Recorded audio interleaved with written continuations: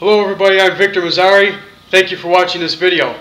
This video is about Lake Michigan's geological past. Never before seen rocks and fossils that are finally being revealed by erosion here in the year 2014.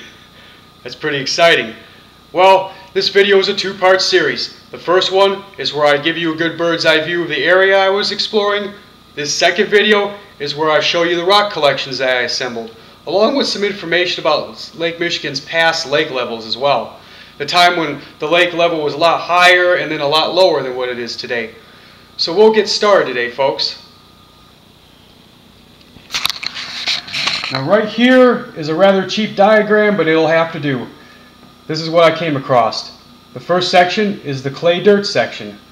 The second section is the pure sand, and then the gravel section, both of which poured right out of the cliff, as you saw in the last video where I was poking it with a stick. And then this section was a totally different story. This was the hard clay section, where you get perfectly preserved fossils and rocks that are still in their jagged-edged glacial form from 14,000 years ago, back when the glaciers first came in during the Lake Michigan lobe era. And these are those rocks.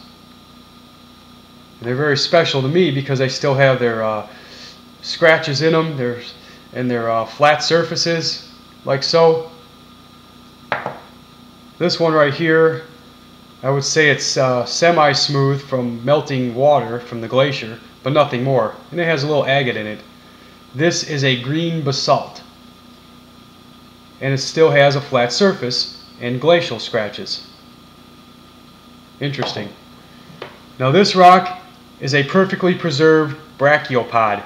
Still has its jagged edges, found in very fine clay, and the little gray spots right there, you can't see it in this video, but they are perfectly preserved seashells, folks. And this is a Brachiopod. Now from the gravel section here from 4,500 years ago, back when the lake level was higher than what it is today, these are the rocks that I found. And by the way, in most areas where there are glacial deposits, it's already turned into a conglomerate, the sand and gravel that's been deposited, because it's been buried for so long. In this case, it's only been buried for 4,500 years. So we're pretty lucky to get these rocks out. And I'll run by you the types. This one, my favorite, a rock with a face in it, and it is a Metamorphic Basalt. I like him. This one's a keeper. This rock is a basalt that has been turned a rusty brown due to thousands of years of moisture. That's what happens to basalt when basalt, it just, with a little bit of iron that it has in it, oxidizes after many thousands of years of moisture. This rock right here is a red basalt, probably doesn't have any iron content in it. This rock is a basalt amygdaloidal, commonly found in Lake Superior, that was transported by the glacier. And you can see it has a rusty side, which means it has a lot of iron content in it. Now this basalt right here, it has iron content in it, but it was preserved somehow. It was somehow protected in the sand from the moisture. And it still has some of its glacial force flat surfaces in it, which is interesting. Now here in the granite section, we have medium grain granite, we have metamorphic granites, as you can see. This one is metamorphic. This one right here is a fine grain granite. And going over here, this is sandstone, which is the result of wind, water, and ice and sand being compacted together to form sort of a conglomerate, and which has like a little assortment of quartz pebbles in it every now and then. These rocks are limestones.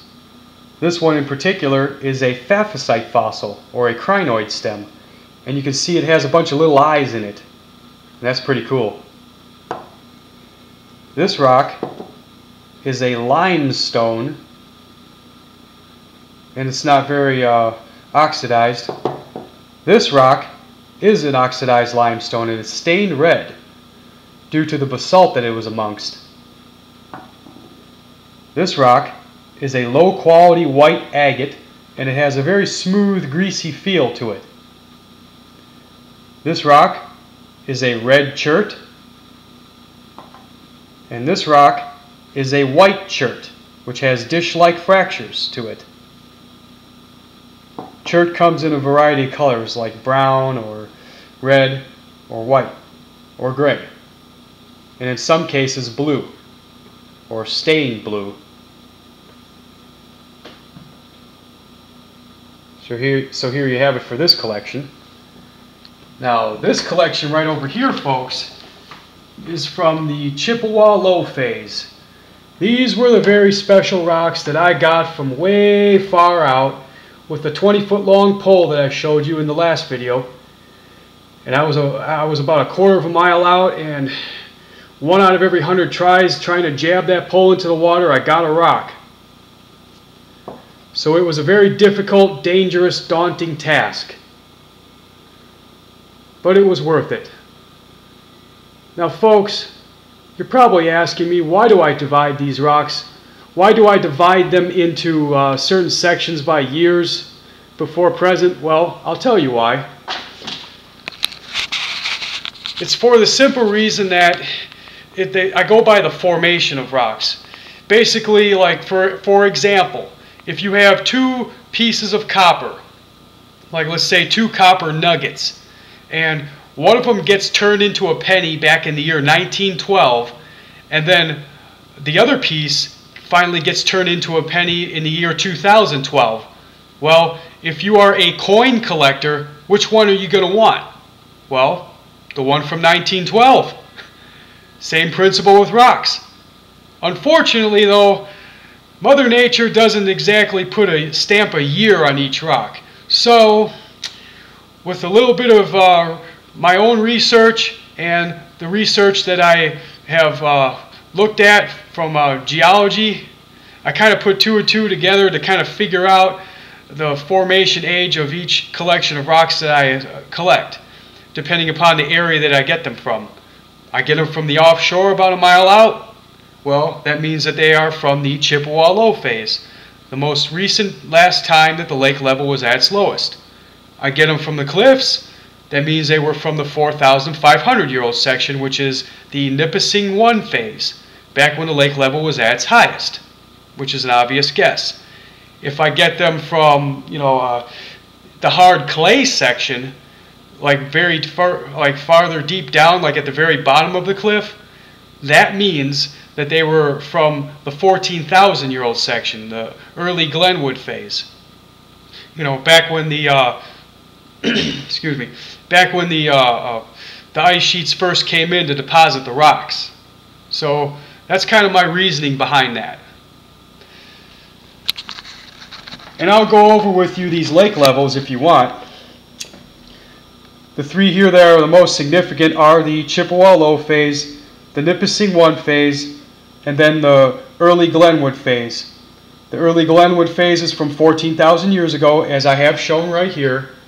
And then the Nipissing I phase from 4,500 years ago, back when the lake level was a lot higher, is these guys. And then the Chippewa Low phase, as you can see right here, from 9,800 years ago, when the lake level was at its smallest, would most likely be these guys. So here you have it, folks. Very good rock collection. Well, thank you very much for watching. Until next time, I'm Victor Mazzari.